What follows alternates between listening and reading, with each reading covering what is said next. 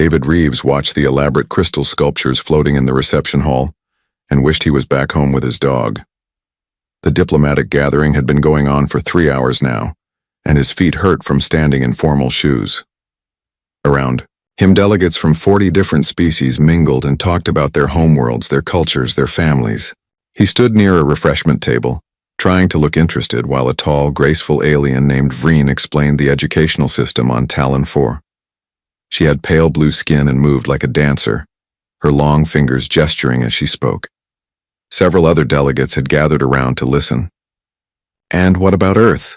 Vreen asked, turning her large eyes toward David. "What do you miss most about your homeworld, human?" David smiled, grateful for the question. "Honestly, I miss my pets. I have a dog named Cooper and a cat named Mittens. They're staying with my sister while I'm here on the station." The reaction was immediate and shocking. Vreen stepped back as if he had slapped her. The other delegates made various sounds of distress. An insectoid creature named Murren clicked, his mandibles rapidly, which David had learned meant discomfort. "You keep predators in your dwelling?" Vreen asked, her voice rising. "Voluntarily?" David blinked, confused by the sudden tension. "Well, yes, they're pets, companion animals. Most humans have them." "Most humans?" A delegate from the water world of Aquan rippled with visible disgust. "You mean this is common practice?" "Very common," David said slowly, realizing he had stepped into something he did not understand. "Dogs and cats have lived with humans for thousands of years. They're domesticated.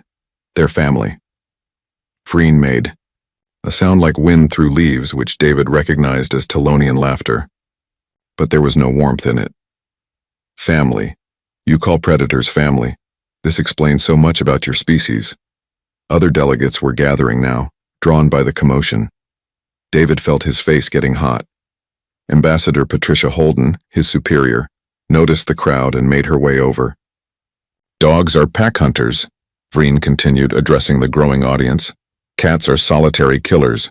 Both are designed to hunt, to kill, to eat flesh, and humans bring them into their homes. Let them near their young." "They're not dangerous," David protested.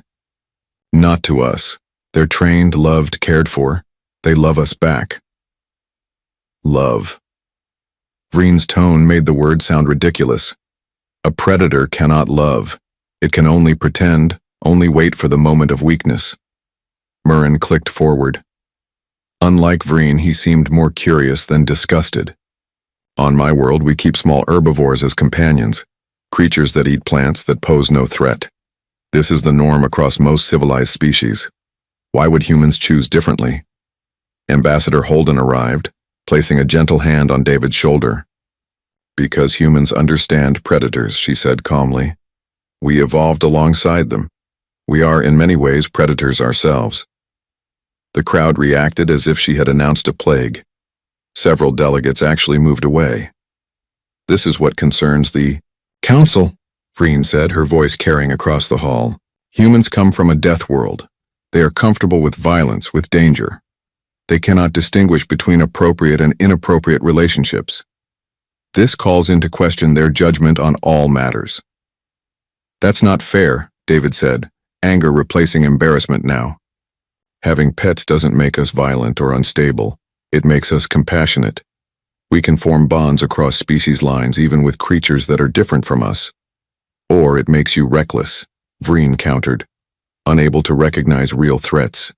"Tell me, human, what other dangerous creatures do your people keep? Do you also befriend venomous serpents? Massive crushing reptiles? Where does this madness end?" "Some people do keep snakes and reptiles, yes," David admitted, "with proper care and knowledge. Many animals that seem dangerous can be safe companions." The hall erupted in shocked murmurs. Vreen turned to the other delegates with an expression of vindication. "You see? This is the species we are allowing full council privileges. A species that cannot tell the difference between a pet and a threat." Ambassador Holden's jaw tightened. "Councillor Vreen, I must protest this characterization. Human beings have never posed a threat to any council species. Our relationships with Earth animals are based on thousands of years of successful cohabitation and mutual benefit. Successful because you are predators yourselves, Vreen shot back. You speak their language. But what happens when you encounter something truly dangerous? Will your predator sympathy cloud your judgment? Will you try to befriend something? That should be eliminated? We would try to understand it first, David said quietly. Yes. Vreen looked at him with something like pity. Then you are fools, and dangerous fools at that. She turned to address the wider crowd. I will be filing a formal complaint with the council. Humans should not be granted the same status as species with proper survival instincts. Their psychological profile suggests instability and poor threat assessment. Before Ambassador Holden could respond, a piercing alarm cut through the hall. Red lights began flashing along the walls. A synthesized voice echoed from hidden speakers in multiple languages. Security alert. All delegates remain in current locations. Security breach in lower residential sections. Repeat. Security breach in lower sections. The crowd moved toward the windows overlooking the station's central column. David followed, his heart pounding. Far below, through the transparent walls of the connecting corridors, he could see security teams running. Emergency barriers were sliding into place. What escaped? Someone asked. A security officer entered the hall, his uniform marking him as Talonian. He spoke directly to Vreen. Counselor, we have a situation. A creature was accidentally transported in unmarked cargo. It woke during transit and breached containment. Initial teams are attempting to corner it now. What kind of creature? Vreen demanded. The officer's skin paled to almost white. A Miradon, Counselor, from the quarantine world. The hall went silent. Even David knew what that meant. Miradons were apex predators from a world so dangerous that the council had forbidden all travel there. How one had gotten onto the station was a mystery for later. Right now, something very deadly was loose among families and children, and the people in charge of stopping it had just spent an hour explaining why they thought loving predators was insane. The security feeds showed chaos. David stood with the other delegates, watching multiple screens as teams from various species tried to contain the Miradon. The creature was the size of a large wolf but built lower to the ground, with 6 powerful legs and a thick armored hide that seemed to absorb the stun blasts being fired at it. Why are they not using lethal force? Vreen demanded, watching as another security team retreated from a corridor. There are civilians nearby, the Talonian officer explained. We risk hitting them. The creature is moving too quickly. On the screen, the Miradon cornered a family trying to reach a safe room. The father, a being from Aquan, tried to shield his children. The creature lunged forward, then stopped, making a sound like metal scraping stone. It was not attacking. It was warning them away from its path. David leaned closer to the screen. It's scared. It is a predator, Vreen snapped. It is hunting. No. David shook his head, studying the creature's body language. His years working with animals on Earth kicked in automatically. Look at its posture. The way it moves. It's defensive, not aggressive. Something woke it up before it was supposed to. It's confused and frightened. Frightened predators are still deadly, Murren observed, though his tone was less dismissive than Vreen's. Agreed, David said. But if you treat it like a hunter, you make it more dangerous. You corner it, scare it more, force it to fight. And what would you suggest, human? Vreen asked coldly. Should we bring it a bowl of food and ask it to calm down? David bit back a sharp reply. On the screen, the Miradon was moving again, heading deeper into the residential areas. Security teams tried to set up barriers, but the creature was too quick, too smart. It found gaps, side passages, maintenance tunnels. Captain Owen Grant, the human security chief, entered the command center. He nodded to Ambassador Holden, then studied the screens. Let me take my team down there. Absolutely not, Vreen said immediately. Your species has already demonstrated poor judgment regarding predators. We cannot risk you sympathizing with this creature and allowing it to harm more civilians. We would not, Grant started. Your assistant just called it scared, Vreen interrupted, gesturing at David. As if that matters. As if we should consider its feelings while it terrorizes families. This is exactly the problem. Humans cannot be objective about predators. Ambassador Holden stepped forward. Counselor, with respect, Captain Grant has decades of security experience. His team is trained for exactly this type of situation. Then they can remain in their quarters and await orders. Vreen said flatly, I am invoking council emergency protocols. As senior delegate present, I am assuming command of this situation. All human security personnel are to stand down immediately. Grant's face went red, but he was too professional to argue in front of the other delegates. He saluted stiffly and left. David felt anger burning in his chest. On the screens, the Miradon was approaching the main residential dome. Inside were hundreds of civilians, including the station's school. Emergency doors were closing, but not fast enough. The creature slipped through a gap with seconds to spare. Now it is trapped with our children, someone whispered. Set up the kill zone, Vreen ordered. All exits sealed. Lethal force authorized. We end this now. David watched the security teams moving into position. They were setting up heavy weapons at every exit from the dome. When the Miradon tried to leave, they would cut it down. The problem was that the creature was smart enough to know it was trapped. Trapped predators did not go quietly. He pulled out his personal communicator and stepped away from the group. Ambassador Holden noticed but did not stop him. He sent a message to a contact off station, someone he had not spoken to in weeks. Emergency situation. Need you here. Bring Riley. The response came back quickly. 3 hours out. Hold tight, 3 hours. David looked at the screens. In 3 hours, that creature would be dead, or people would be hurt, or both. He thought about Cooper, his dog, back home. Cooper had been a rescue, found half-starved and aggressive in an alley. Everyone said he was too far gone, too dangerous. David had spent 6 months earning his trust. Now Cooper slept on his bed and played with neighborhood children. The Miradon was not Cooper, but the principle was the same. Scared, hurt, confused animals needed patience, not violence.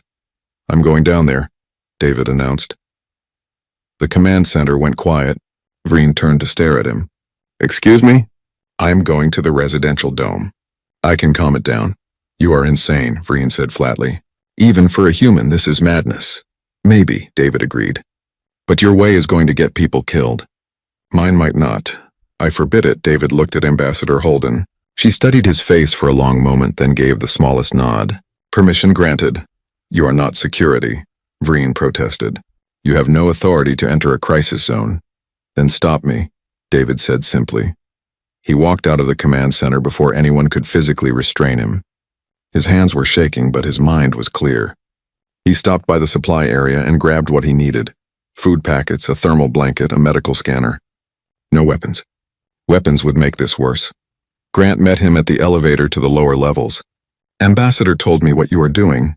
I think you are crazy, but I respect it. He handed David a communicator. Stay in contact. If things go wrong, my team will extract you, council orders or not. Thank you, David said sincerely. The elevator descended. Through the transparent walls, David could see the residential dome below. Somewhere inside was a frightened creature from a death world, surrounded by people who wanted it dead. He understood exactly how it felt. The elevator doors opened onto chaos. The residential dome had been evacuated except for one family trapped in their quarters and the security teams positioned at every exit. David could hear the Miradon before he saw it, that metallic scraping sound echoing through the empty corridors. He followed the sound, moving slowly and deliberately. His communicator crackled. David, this is Grant. Security reports you are approaching the creature's last known position. Confirm you have a stun weapon. Negative, David replied quietly. No weapons, a pause. Then Grant's voice tight with worry. Copy that. God help you. David found the Miradon in a cargo bay that opened into the main corridor. The creature had backed itself into a corner, its 6 legs spread wide, its armored head low to the ground. Blood dripped from several wounds along its side where stun blasts had burned through gaps in its armor. At the far end of the bay, security personnel had weapons trained on the creature waiting for a clear shot. When David walked into the open space between them, several people shouted, "Get out of there!" A Talonian officer waved frantically. "You are in the kill zone!" David ignored him. He kept his eyes on the Miradon, watching its body language. The creature saw him and made that scraping sound again, louder this time. A warning. David sat down on the floor, 20 feet from the creature, and placed his supplies beside him. "What are you doing?" The voice came through his communicator now. Vreen speaking from the command center. "Move out of the way immediately." David turned off his communicator. He opened a food packet, the smell of raw protein filling the air. The Myrmidon's head lifted slightly, its multiple eyes focusing on the food. David slid the packet across the floor halfway between them. "I know you are hungry," David said, keeping his voice low and calm. "I know you are hurt. I know you did not ask to be here." The creature did not move. David could see its flanks heaving, breathing hard, exhausted and in pain. "My name is David," he continued, talking to fill the silence. "I work here on the station. Not very exciting work, mostly paperwork and meetings. I miss home. I miss my dog Cooper. He is brown and white, very friendly. Loves everyone he meets. My cat Mittens is more reserved. She takes time to trust people."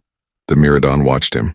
David could see intelligence in those eyes, could see it processing the situation. No weapons. No aggressive posture. Food offered. A creature talking in soothing tones.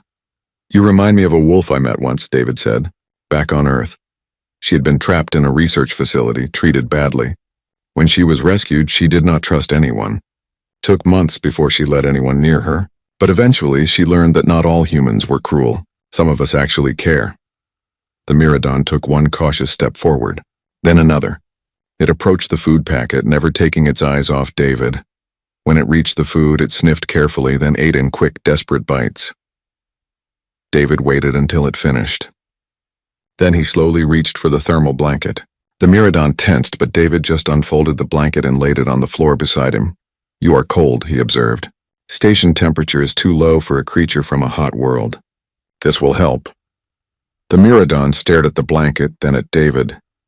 Several long minutes passed. David sat perfectly still, barely breathing. Finally, the creature moved closer, drawn by the promise of warmth. It lay down 6 feet away from David, its head resting on its front legs, eyes still watching. David picked up the medical scanner. "I need to check your wounds. They look infected, may I?" Of course it could not understand his words. But tone mattered. Intent mattered. David moved slowly, extending the scanner toward the creature. The Myrmidon growled, that scraping sound vibrating through the floor. David stopped. I know you have been hurt by people with devices, but this will help. I promise." He held the scanner in his open palm, letting the creature see it. Then he very slowly moved closer. 1 foot, 2 feet. The Myrmidon could kill him easily at this range. One snap of those powerful jaws could end everything. David brought the scanner close to the wounds. The Myrmidon flinched but did not attack. David ran the scanner along its side, checking the damage. Burns some deep. Infection starting in 2 of them, but treatable.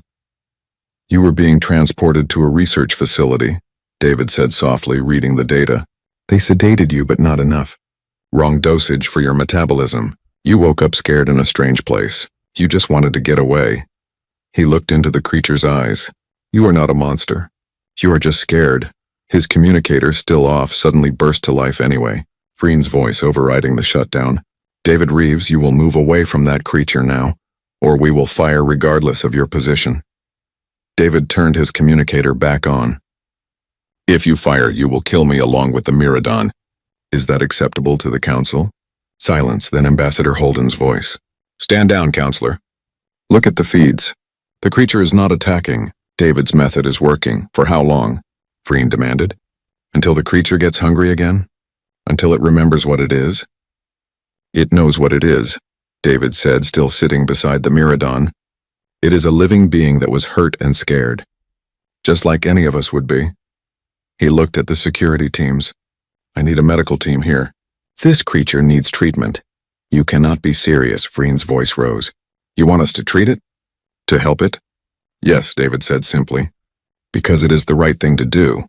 And because this creature was not transported here by accident, someone brought it illegally. This Myrmidon is evidence. Kill it, and you lose any chance of tracking down the smugglers." That argument at least made sense to them. After several minutes of debate, a medical team cautiously approached. David stayed with the Myrmidon through the entire examination, his hand resting lightly on its armored head. The creature allowed the treatment, too tired and hurting to resist anymore. When it was finally sedated and moved to a proper medical facility, David stood on shaking legs. Adrenaline was wearing off, leaving him exhausted. Grant met him outside the cargo bay. "That was either the bravest or stupidest thing I have ever seen," Grant said. "Maybe both," David admitted. His communicator chimed. Message received. Docking Bay 7, we are here. David smiled for the first time in hours. Good timing. Docking Bay 7 was crowded with security personnel when David arrived. He pushed through to find Ambassador Holden already there, along with Vreen and several other council delegates. A small transport ship sat in the bay, its airlock cycling open. Lieutenant Sarah Mills emerged first, a compact woman with short dark hair and the confident stride of someone who had spent years in military service. Behind her came James Chen, younger, wearing a vest marked with various certification patches. And beside James, connected by a loose leash, walked Riley. The wolf was beautiful, her gray fur thick and healthy, her amber eyes alert and intelligent. She walked calmly at James's side, completely relaxed despite being in a strange environment surrounded by unfamiliar beings. Her vest clearly marked her as a service animal. The reaction from the alien delegates was immediate. Several backed away. Others made distress sounds. Vreen went completely still, her pale blue skin somehow going even paler. You brought a wolf, Vreen said, her voice shaking with either fear or fury or both. You brought an apex predator to a diplomatic station. I brought a trained therapy animal, David corrected. Riley has certifications from 3 different Earth organizations. She works with trauma patients, anxiety cases, and high-stress negotiations. She is a predator, Vreen insisted. So am I, Sarah said flatly. So is David. So are you, technically, though your species switched to plant-based diet about 8,000 years ago according to your evolutionary record. Being a predator is not the same as being dangerous. James knelt beside Riley and gave her a hand signal. She sat immediately, her tail wagging slightly. Riley was rescued from an illegal breeding operation 5 years ago. She was malnourished, afraid of people, and had never been properly socialized. We rehabilitated her. Now she helps people. Helps people? Murren, the insectoid delegate, clicked forward cautiously. Unlike Vreen, he seemed more curious than afraid. How does a predator help? She provides comfort, James explained. Her presence lowers stress hormones in humans. The act of petting her reduces anxiety. She can sense emotional distress and responds with calming behavior. She has been trained to work with children, veterans with trauma, and diplomats in difficult negotiations. Show us, Murren said suddenly. Vreen turned to stare at him. You cannot be serious. I am entirely serious, Murren replied. If we are to share the galaxy with humans, we should understand this bond they claim exists. Prove it. David looked at James, who nodded. Riley responds to voice commands and hand signals. She knows over 40 different commands. Watch. James put Riley through her paces. Sit. Stay. Down. Heel. Come. The wolf obeyed perfectly, her attention focused entirely on her handler. Then James invited David to give commands. Riley responded just as obediently, showing she could work with multiple handlers. This proves nothing, Vreen said. She obeys humans because you are her pack. You are the same species category. What happens when she encounters prey species? Let me interact with her, Murren said. Absolutely not, Vreen snapped. But Murren was already moving forward, his multiple legs carrying him toward where Riley sat. The wolf watched him approach, her ears forward with interest but no aggression. James stayed close, monitoring. Place your hand near her nose, James instructed. Let her smell you. Do not make sudden movements. Murren extended one of his limbs. Riley sniffed carefully. Then to everyone's shock, she gently licked the appendage. Her tail wagged. She is greeting you, James explained. In wolf behavior, this is friendly. Murren stood very still. Then carefully he touched Riley's head. The wolf leaned into the contact slightly. Her fur is soft, Murren observed. She is warm. Other delegates were watching with intense focus now. Seeing one of their own safely interacting with a predator was changing the atmosphere in the bay. I want Riley to meet the Miradon, David said. Everyone started talking at once. Vreen's voice cut through. Now you truly have lost your mind. 2 predators together? They will fight. No, David said confidently. They will recognize each other. Both have been hurt. Both have been scared. Animals understand that in ways we often miss. I will allow it, Ambassador Holden said. Under controlled conditions with full security present. They moved to the medical facility where the Miradon was being treated. The creature was awake now, sedated enough to be calm but still aware. Its wounds had been cleaned and treated. When the group entered, it raised its head, that scraping sound rumbling in its throat. Riley's ears went forward. James held her leash loosely, letting her approach at her own pace. The wolf moved slowly, cautiously, toward the much larger creature. She stopped several feet away and lowered her head, a submissive gesture. Not aggressive, not challenging. The Myrmidon watched her. Then it made a different sound, softer than before. Riley took another step closer. She sniffed the air, then very gently she approached the Myrmidon's side and lay down next to it. She is keeping it warm, David explained quietly. She senses it is injured and cold. This is pack behavior, protecting the wounded. They watched in silence as the Myrmidon, after several long minutes, shifted its position to rest its head closer to Riley's warm body. The wolf stayed perfectly still, offering comfort to a creature from a completely different world.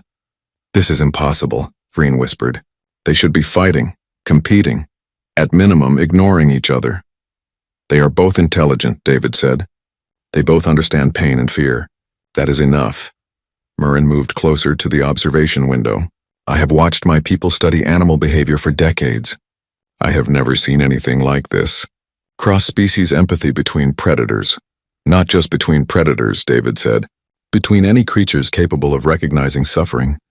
That is what humans understand.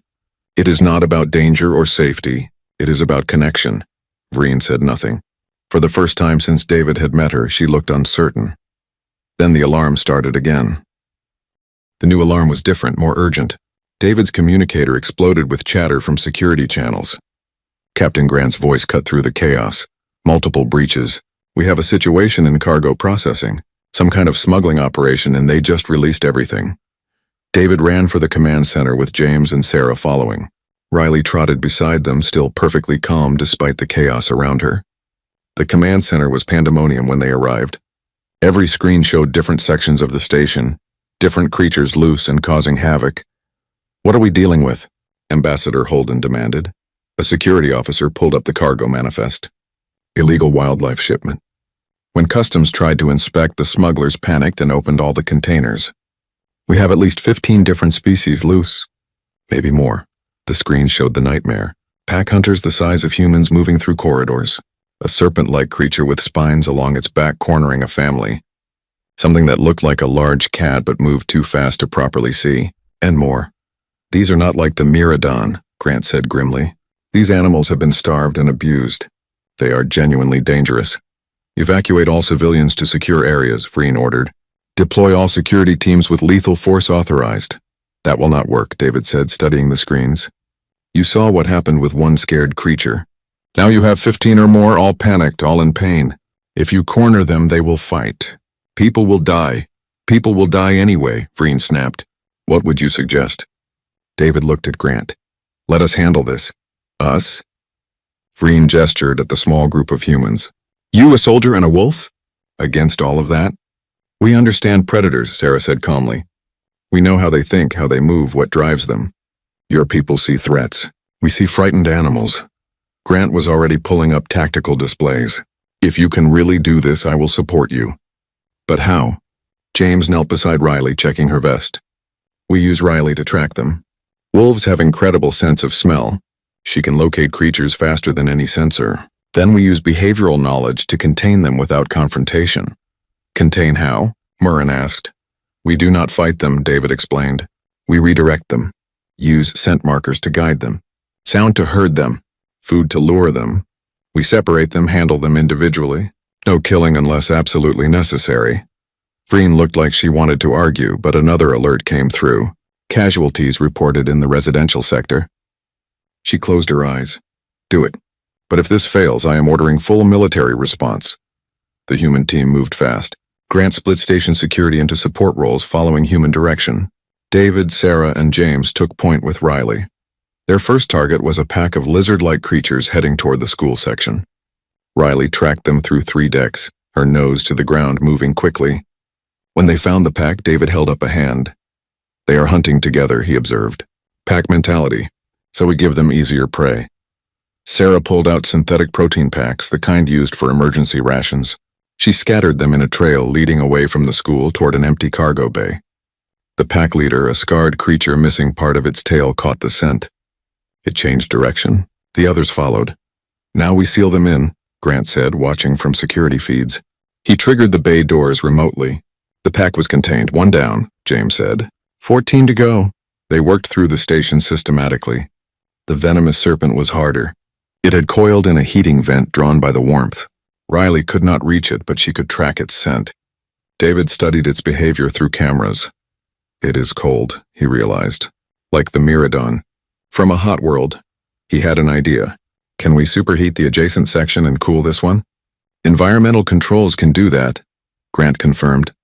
They made the serpent's current location uncomfortable while creating a warm haven nearby. The creature moved on its own, following heat. They sealed it in a temperature-controlled containment unit. 2 down. The cat-like creature was fast, too fast for normal tracking. But Riley was faster. She herded it like prey, working with Sarah to drive it toward a dead-end corridor. David went in alone with food and patience. 20 minutes later, the creature was contained. 3 down. They worked for hours. Each creature required different tactics. Some responded to food. Others needed gentle herding. One responded to music of all things, calming when James played soft sounds through speakers. The human team adapted to each situation, using knowledge and empathy instead of force. Other species watched in amazement as humans accomplished what their security forces could not. Murren personally assisted, learning quickly and following instructions without question. Finally, only one creature remained. The largest, the most dangerous, the Cravor. It was massive, easily 300 pounds of armor and muscle and rage. Someone had tortured this creature badly. Its hide showed burn marks, old wounds that had healed incorrectly. It was cornered in the central hub, near the command center. Near the delegates, Grant pulled up the feed. "That thing is too damaged.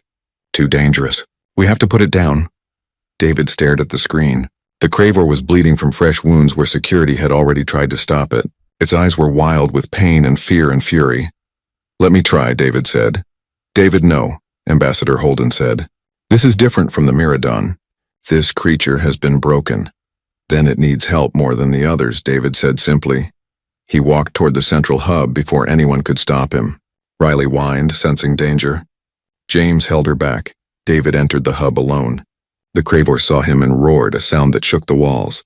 It charged. David sat down. The Cravor stopped 3 feet away, confused by prey that did not run. David kept his breathing steady as the Cravor circled him. The creature was even larger up close, its multiple eyes tracking every small movement. Scars covered its body, telling stories of pain and cruelty. This was not just a scared animal. This was a traumatized one. "I know," David said softly. "I know what they did to you." The Cravor made a sound like grinding stone, its armored plates shifting as it moved. It could kill David in seconds. Everyone watching knew it. But David did not move. "You are hurt," he continued. "In pain. You have been hurt for a long time. You do not trust anyone. Why would you?" He pulled out his medical scanner slowly, making sure the creature could see every movement. "Look." He held up the scanner, showing his own biosigns on the screen. "These are my readings. Elevated heart rate, stress hormones, fear." He looked at the Cravor. "I am scared too, but I am here anyway." The Cravor stopped circling, its massive head lowered, studying David and the device. "We are both damaged," David said. "Both of us just trying to survive in places that hurt us, but it does not have to be this way." He set the scanner down and extended his hand, palm up. Empty. No weapon. No threat. "Will you let me help?" In the command center, Vreen watched the screens with her hands clenched. "He is going to die. That human fool is going to be killed and prove every point I have made about their recklessness." "Wait," Murren said quietly. "Look." The Cravor was lowering itself to the ground. Not attacking. Sitting. Its eyes never left David, but the aggressive posture was fading. Exhaustion and pain were winning against fear and rage. David moved slowly forward on his knees. "Good, that is good. You are so tired. I can see it." He reached the scanner and carefully extended it toward the creature's side. "This will not hurt. I promise." The Cravor flinched when the scanner touched its hide but did not attack. David ran it over the worst of the wounds, reading data that made his heart ache. Infected lacerations. Broken bones that had healed wrong. Signs of systematic torture over months, maybe years. "They hurt you so much," David whispered. "I am sorry. I am so sorry." The Cravor made a different sound, softer. One of its eyes closed, then another. The creature was at its limit, body and spirit. "Let me help," David said again. "Please." Very slowly, incredibly, the Cravor laid its head on the ground in front of David. Submission, trust, or maybe just acceptance that it could not fight anymore. David placed his hand on the armored hide. "Good, you are good. We will fix this." James and the medical team moved in carefully, bringing sedatives and equipment. David stayed with the Cravor through everything, his hand never leaving the creature. When it finally slept, truly rested for perhaps the first time in years, David stood on shaking legs. The command center was silent. Every delegate had watched. Every species had seen a human sit before an apex predator and offer compassion instead of weapons. Vreen approached David later, after all the creatures had been contained and treated. He was in the medical facility checking on the Cravor. The creature would need months of surgery and rehabilitation, but it would survive. "I was wrong," Vreen said. David turned to look at her. "Yes, you were." "I do not understand it," Vreen continued. "How you can love things that could kill you. How you can see pain in creatures that should be your enemies." "They are not our enemies," David said. "They are just different. And yes, they are dangerous. But so is walking outside. So is flying between stars. So is trusting someone new. Everything worth doing has risk. Your species is insane," Vreen said, but there was no heat in it now. "Maybe." David smiled. "But we are alive. Really, truly alive." In the following weeks, the station changed. The council officially requested human advisors for xenobiology and security. Multiple species wanted to learn human methods for handling dangerous creatures. The smuggling ring was broken, and dozens of illegally transported animals were recovered and rehabilitated. Riley became a fixture on the station, her calm presence helping delegates who had never understood the human-animal bond begin to see its value. The Myrmidon recovered fully and showed remarkable attachment to David, following him when allowed. Plans were made to return it to a proper facility, but the creature clearly did not want to leave. The Cravor required extensive treatment, but under David's care, it slowly began to trust again. James worked with it daily, using the same techniques that had rehabilitated Riley. Progress was slow but steady. 3 months after the crisis, David gave a presentation to the full council about human-animal relationships. The hall was packed. Vreen sat in the front row. Riley lay beside the podium, relaxed and content. "We bond with predators not despite their danger, but because we recognize ourselves in them," David explained. "Humans are predators too. We evolved to hunt, to kill when necessary, but we also evolved to love, to protect, to form connections across impossible boundaries. That is not weakness. That is what makes us human."